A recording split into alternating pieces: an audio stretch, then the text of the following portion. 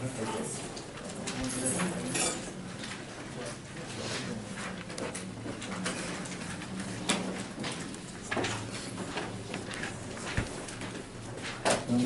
69. And that says a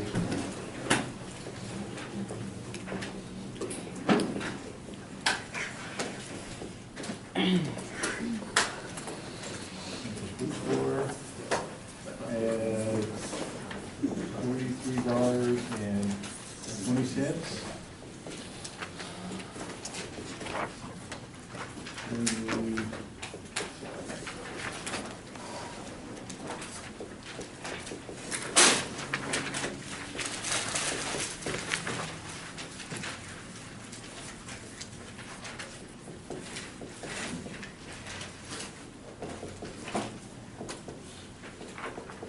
Final cost is $123.20.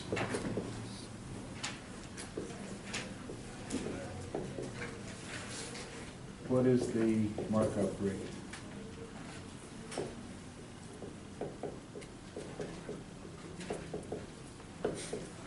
Okay, so we're going to remember what the formula there is that includes for the markup, and that was what? The amount of the markup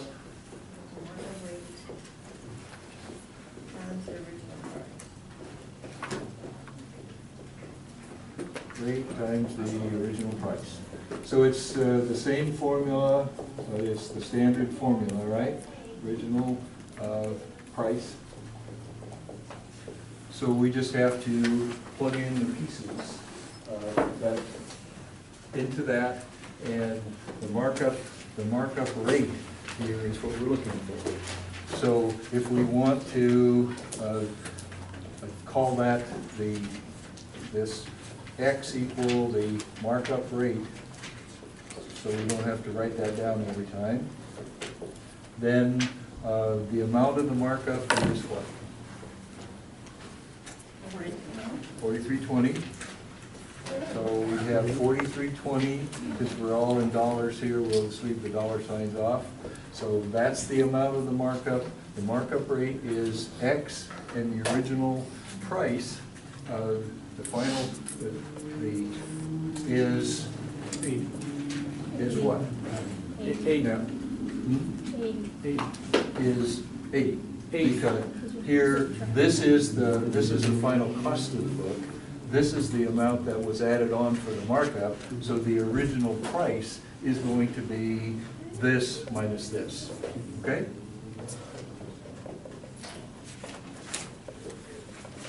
Does that make sense? Okay? Because this is what you pay for it. That includes the markup. So we have to take that markup back off in order to find the original price. And then from there on, it's pretty straightforward, right? So what do we need to do? We need to solve for this X. We need to isolate the X. Means we want a coefficient of 1 for the X. So we divide by the $80 on this side, so we have to divide by the $80 on this side, and then that means that X is equal to, what do you get when you divide 43.2 times 8? 0.54? Correct. And what kind of a number is that? Decimal. It's a decimal. Decimal. So we want the markup rate as a percent. So we can change that into something that's equal to that by multiplying by 100%, right? So this is equal to 54%. So that is should be our markup rate. Okay? Everyone okay with that? Yeah. Any of those others that gave anybody a problem? This is the time to get them straightened out. Yeah. Number 63. 63 on that same page? Yeah. Okay, 63. We're talking about So 63 is one of those fill in the blank ones, and we've got original price, we got the different columns, we've got the markup rate, and we have the amount of markup,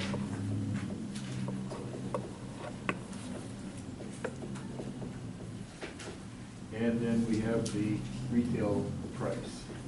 Those are the columns, and we'll see what we're given and what we need to fill in. So for this particular one, what was given on number 63 was the markup rate was 20%. The amount of markup was $9, and the retail price we have to find out. So how would we go about filling in these other two blanks? Well, we're going to use this formula, right? And which one can we find first? Well, the retail price is going to be a combination of the original price plus the amount of the markup, right? So we need to find this original price first. And what is that original price going to be? Well, here we could find that original price so that if we let X equal the original price in that formula, and our amount of markup is $9. The markup rate is 20%, which goes in there as a decimal, right?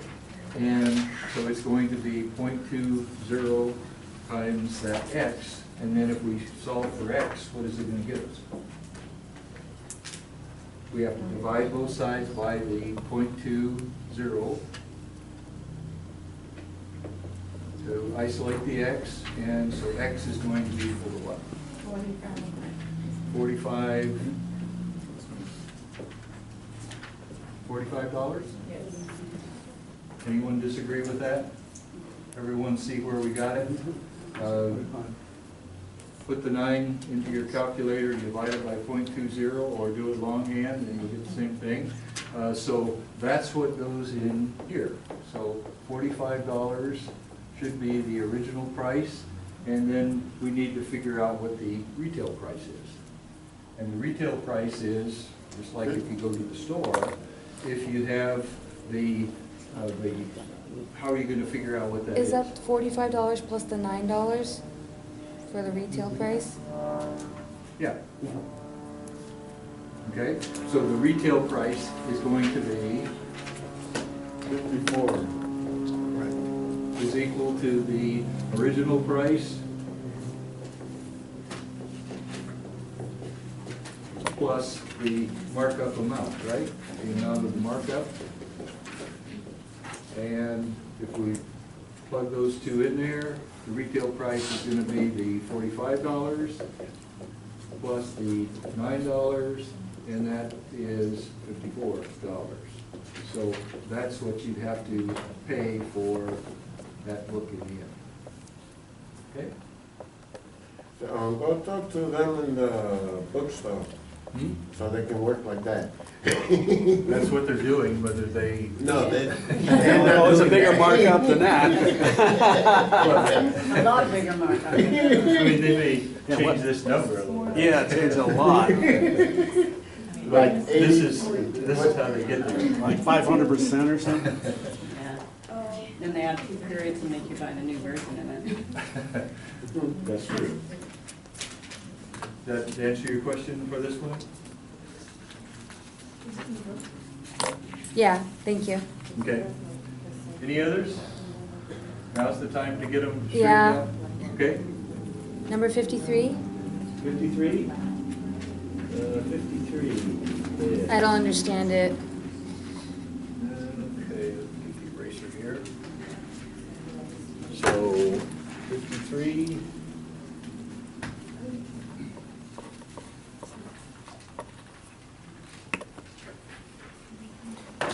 So 53 says that, I'm not going to write it down here, I'll just read it and then we'll get the pieces out of here. A new set of dishes has an original price of 112. So this is 53, and I'm assuming this is on page 377. The original price is equal to $112. Then it was discounted 50%, so it's discounted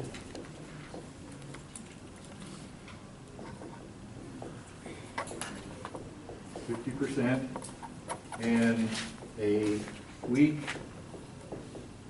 later,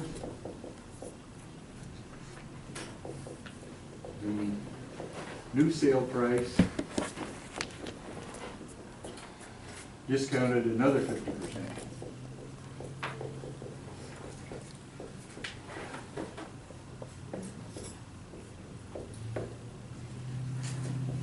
The question is at that time,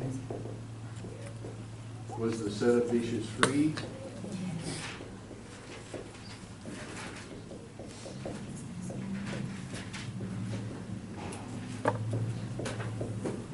Explain why or why not.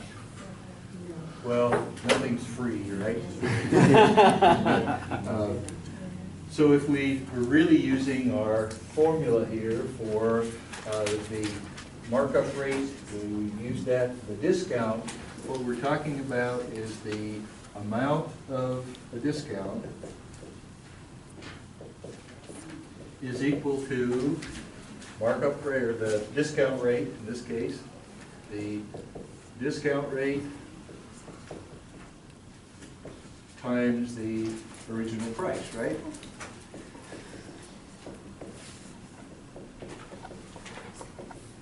So we can be pretty sure that the answer is you're not going to get those dishes free, but why aren't you going to get those dishes free?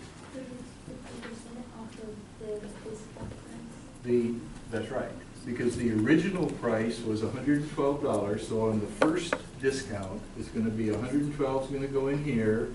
The discount rate is like 0.50, and the amount of the discount then is going to be the product of these two, right? Which is what? 56. Is going to be this, the amount of the discount is $56, okay? Now, so how much is that new price going to be? The new sale price is going to be, well, 100, and we started out with our original price was 112, and we knocked off $56, and that means that the new price is $56, right? Starting that second go-round, the original price is going to be the $56.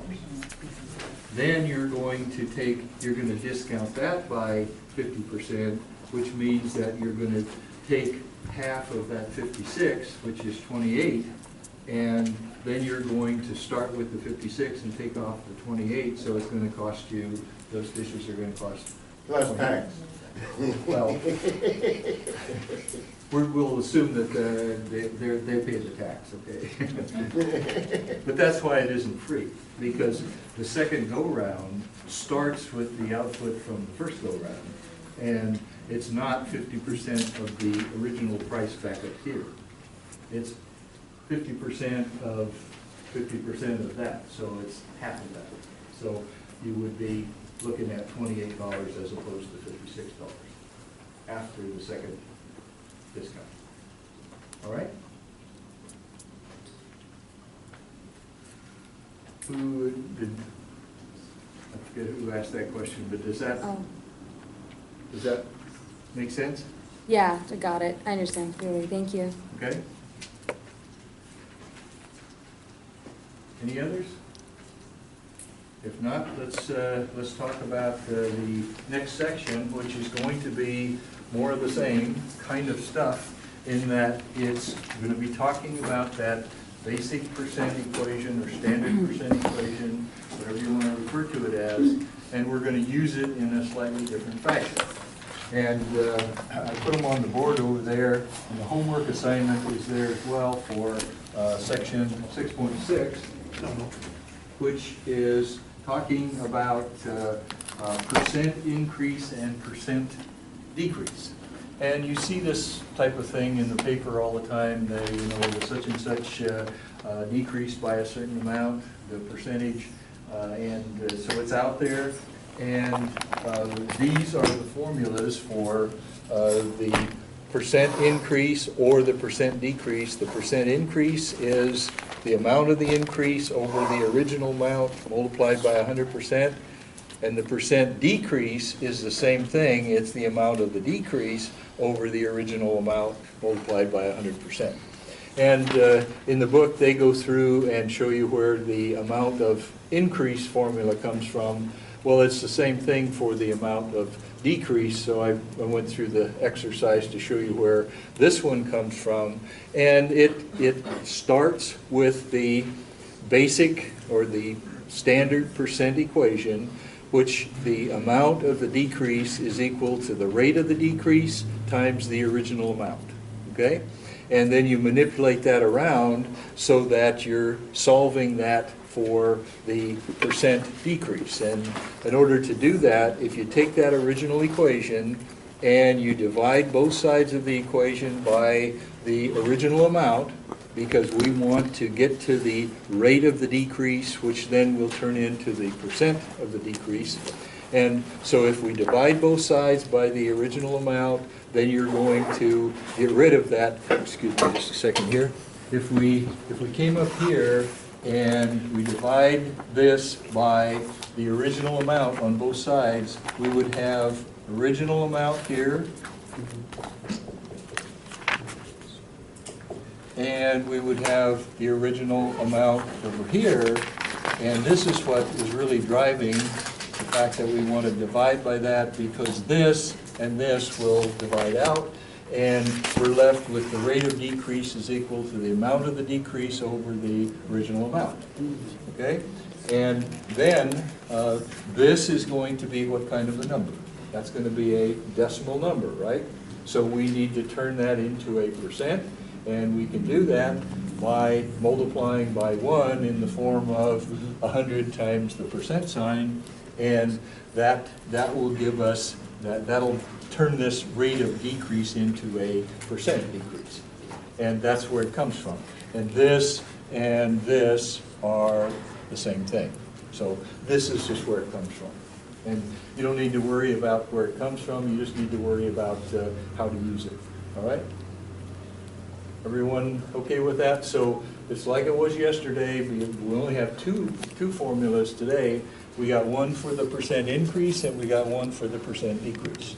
And we'll work a couple of problems to get you familiar with how those are used and with the nomenclature. And then we'll be ready to talk about some interest problems. If we get to those, we might introduce them today. If not, we will talk about them tomorrow for sure. Excuse me again, and we'll. Okay, so let's just work through a couple of these skill practice problems just to get you familiar with it. And we're going to be using those formulas one way or another.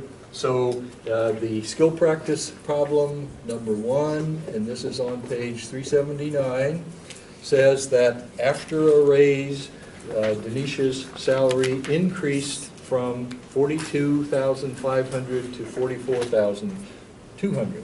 So the salary increased from $42,500 to $44,200. And we want to know what is the percent increase.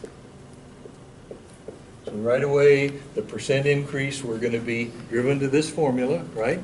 And we're going to be looking for the pieces of the puzzle there. So let's write that formula down. The percent increase is equal to the amount of the increase divided by the original amount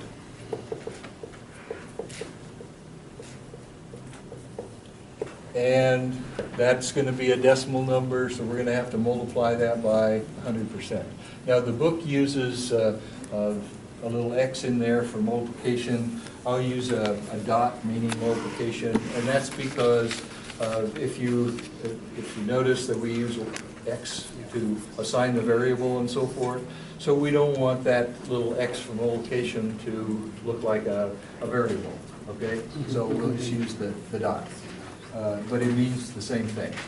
And so what do we have, what do we know from these words, what do we know that has to go in here?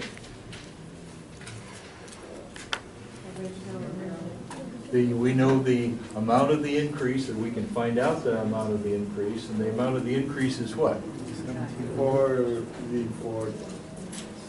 The amount that her salary increased is the amount of the increase, and that's where it ended up, 44.2 minus 42.5, and so that's, what's that difference?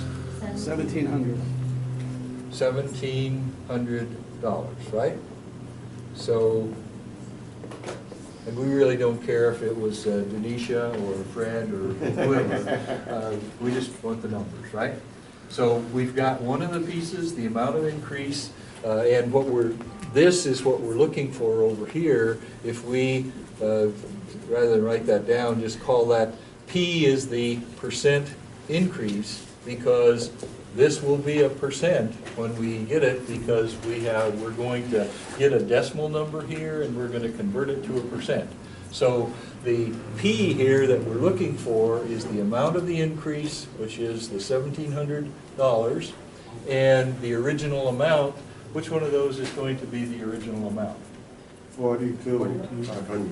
42,500, because that's where you started from, and that's the base essentially. This went from here to here with this amount of increase, okay? And so that's going to be 42.5 is going to go in here. Those are both in dollars, so the units will, this P will turn out to be, when we multiply this by 100%, that will turn out to be a percent down here, which is what we're looking for.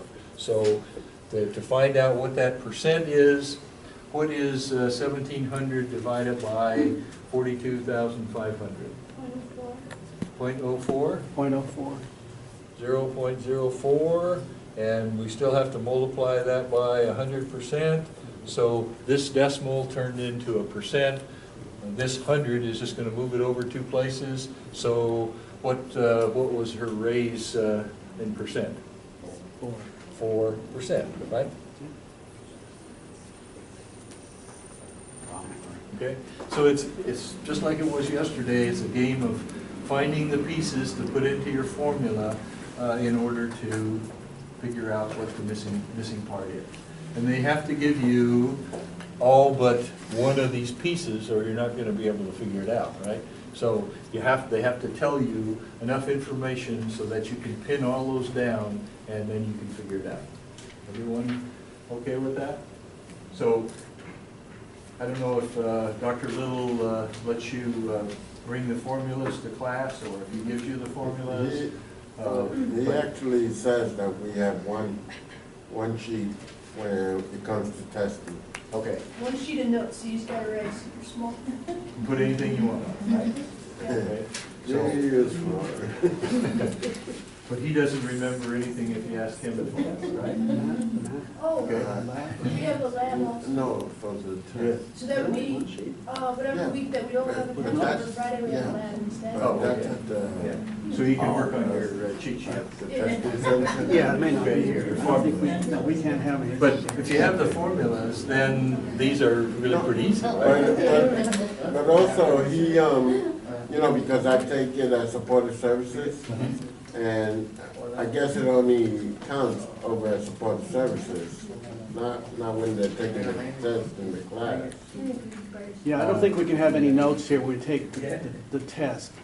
I think when we do the math lab on Friday, every other Friday, we can have, well, we talk with each other. Oh, right, okay. But you don't get the formulas, No, so you no. have to remember them for the test. So far as I remember.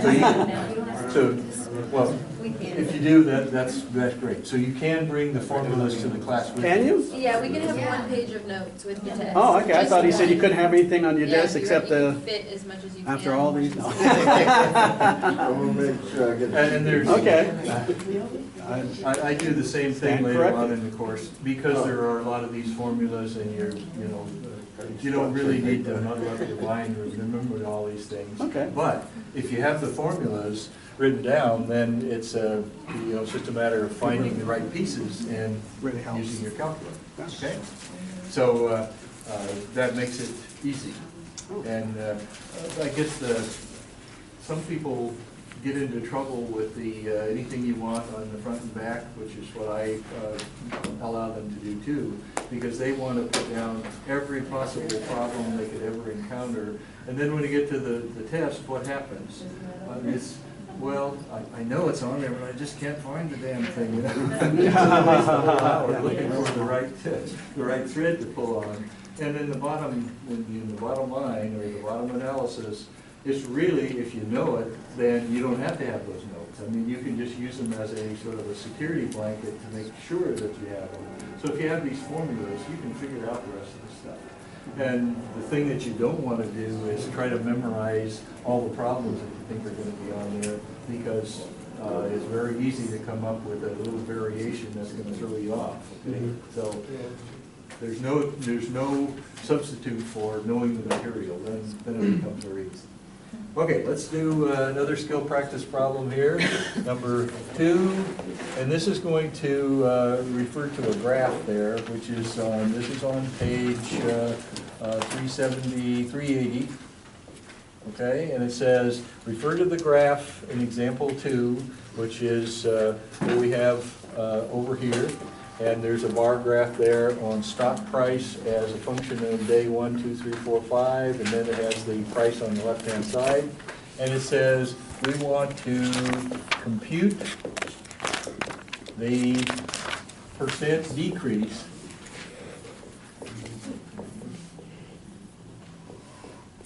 between day 2 and day 3. So we're going to be using our percent decrease formula. So we're going to have the, we just refer to that on find the right sheet of paper. It's percent decrease is equal to the amount of the decrease over the original amount. And then we'll want to take that, which will be a decimal number, and turn it into a percent.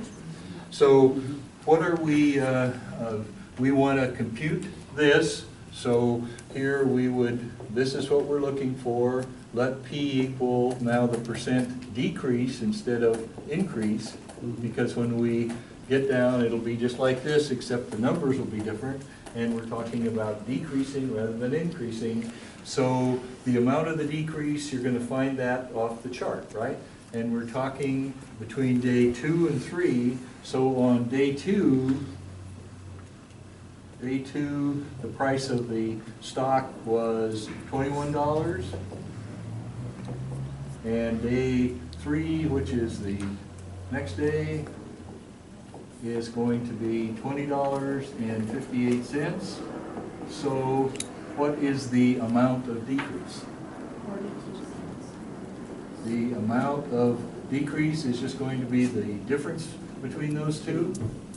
So it's going to be $21 minus $20.58, and that is going to be equal to 42 cents. 42 cents, 0.42, if we are talking dollars, okay? Or 42 cents if we're talking cents. So that is the amount that's going to go in here. So we're going to have P is equal to, that's going to be 0.42. The original amount, what's going to be the original amount?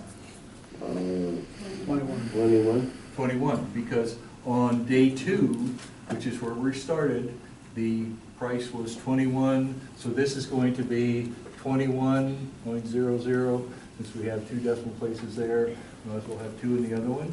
And then all we need to do is calculate that and multiply by 100%, and that will give us the amount of the percent of the decrease. And they've given us nice numbers to work with, right? Because what is this going to be, what is this going to turn out to be? The P, if we divide 21 into 42, we're going to get, that's going to be a 2. It's just a matter of where the decimal point comes in, right? So it's going to be 0.02, I believe, multiplied by 100%. So what is the percent 2%? decrease? 2%? 2%. Anyone disagree with that? Okay, so we just move it over, put in the percent sign, so the P is equal to 2%. So the price of that stock dropped 2% in that one day. Okay?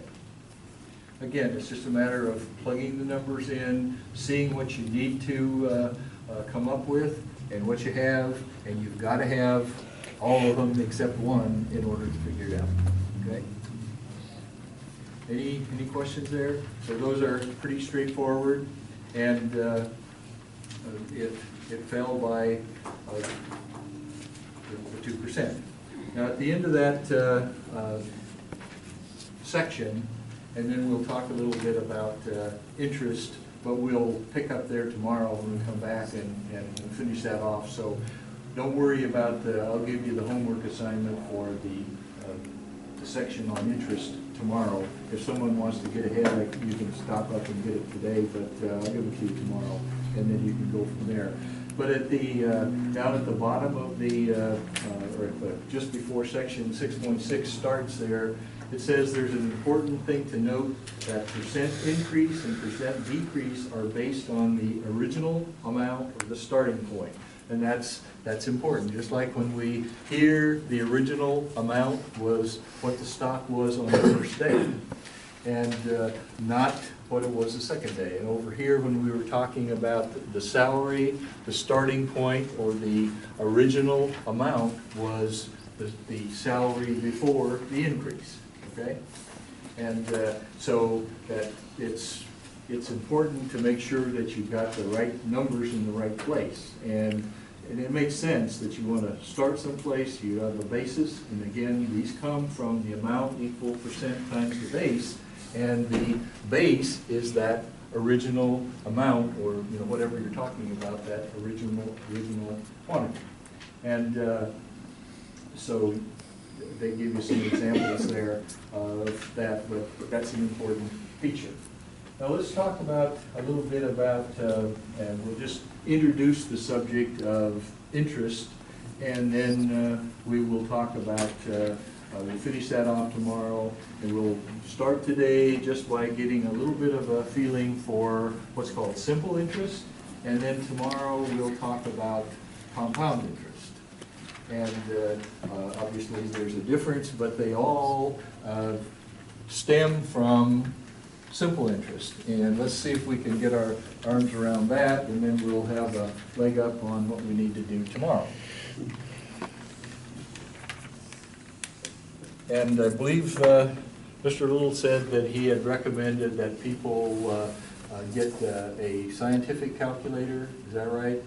And that one of the reasons for getting a scientific calculator is that we'll have a formula for compound interest that the scientific calculator will make it very easy to figure those out. You can do them with just a regular garden variety calculator, but it's a little bit more work.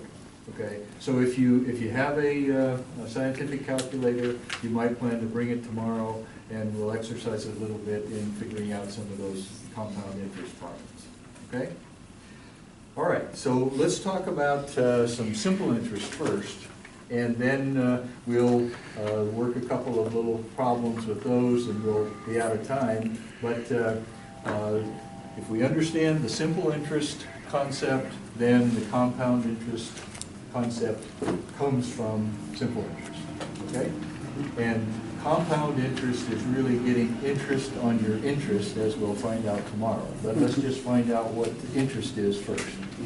Okay, so we're going to be talking about, let me put the formula up here, and then we'll, this is the formula for simple interest. And as mathematicians like to do, you've got a lot of symbols and so forth. So simple interest is equal to principal times rate times time.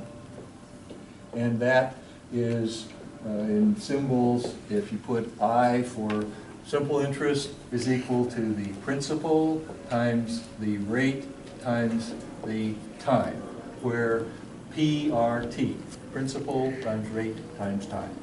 And the amount, if you're talking about an account, the total amount of money in that account after the interest is applied is going to be the principal, which is the amount that you are either putting in there to start with that you're going to get interest on, or if you're paying interest on some money that someone has loaned to you, that's the what you borrowed, okay? So that's what's called the principal. And the total amount is the principal plus the interest. So that's going to be, if we call A the total amount, that's going to be the P plus the I, okay? So if we look at the situation where you put some money in savings and loan or something, and they'll tell you that they'll pay you a certain amount of interest, then the amount of interest at the end of when you want to take it out is going to be what you put in there, which is the principal, plus the amount of interest that they're going to pay you on that. And the amount of interest is principal times rate times time. And here, if we just put down and talk through what these things mean, I is equal to the amount of interest, just like we said. The P is the amount of principal, and that's what the money that you have invested, or the money that you're borrowing. It's the like the base. And then the R is equal to the annual interest rate. And this is going to be in decimal, because just like the other formulas, so that interest rate, if they're paying like 4%, then you use 0.04. And so we've got this in decimal form, and the T is going to be in, that's the time, and that's going to be in years. And the A is the total amount in the account. Okay, so if you put some money in there, you're going to be able to tell at some future time how much the total amount that is. And we'll assume that you can take it out and you don't get a penalty or whatever. Yes? Well, time, don't they use months too? I mean, like, 18 months or something like that? They will, but 18 months would be 1.5 years. Right. Okay, or 1 month would be 1/12 of a year. So in this, in this formula, Yeah. it'd be in terms of years.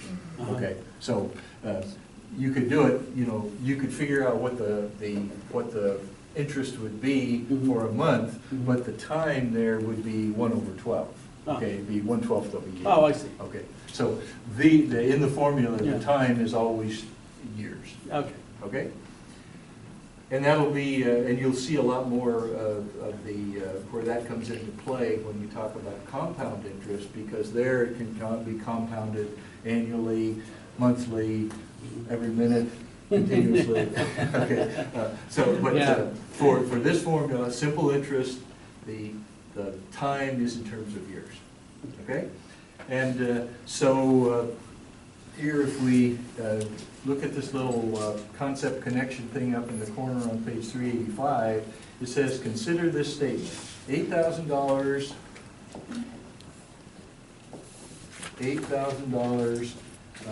invested at 4% for 3 years, yields $960. Okay? And we want to identify the pieces of this formula over here. Identify the principal, the interest rate, and the time. So, which put in here, first of all, what's the principal? $8,000. This is the T, okay, that's the principal. And the interest is going to be what? Well, that's what we're gonna have to figure out. Well, that's what this yields 960. This is the I, right? That's the amount of interest that you're going to earn. And the interest rate is the 4%. This is the R. Well, 0.04 would equal the R because it's going to be a decimal. Okay. So then, and the time here is going to be what? This is 3 years, right? So that means that the time here, this is the T. Okay, so and actually this 3 years is the T.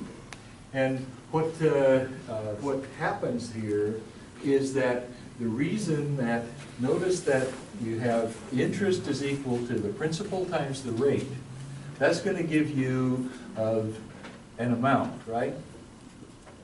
And the T here, in terms of years, simple interest means that at the end of the first year, you're going to earn a certain amount of interest, right? So if after a year, you're going to, if you had this scenario and you had $8,000 and you invested at 4%, then the end of the first year, the I is equal to the 8,000 multiplied by the 0.04, and at the end of 1 year, that T would be 1, right? So that means at the end of that first year, how much interest did you get for the first year? 4 times that, looks like it should be $320, right? Now, for the second year, then the interest is going to be $8,000. It's still going to be the 0.04, but this is going to change to a 2, right? And at the end of the second year, you're going to have how much? That's going to be 640, right? In other words, you have this $320 that you got from at the end of the first year, and you've got plus another $320 that you earned the second year. Those two add up to what's in there at the end of the second year, okay? And then at the end of the third year, this formula will give you I is equal to the $8,000 times the 0.04, and then that'll be for 3 years, and then that will give you the 960. So what you've really gotten at the end of the second year is you have the interest from the first year plus the interest from the second year, which are exactly the same amount, and then this one will add on another 320, which will give you 960, okay? And that's why you multiply this by 3, which is the number of years, all right? And the difference between this and compound interest, which we'll find out tomorrow, is that if you're compounding it on an annual basis, then you're going to be taking the interest that you earned the first year, and this principal at the beginning of the second year will be the 8,000 plus the 320. But then simple interest, that doesn't happen. Simple interest, you're gonna get exactly the same amount of interest at the end of the first year, the second year, the third year, the 40th year, however long you get in there. Okay, it's gonna give you that same amount. And that's why it's multiplied by T, okay?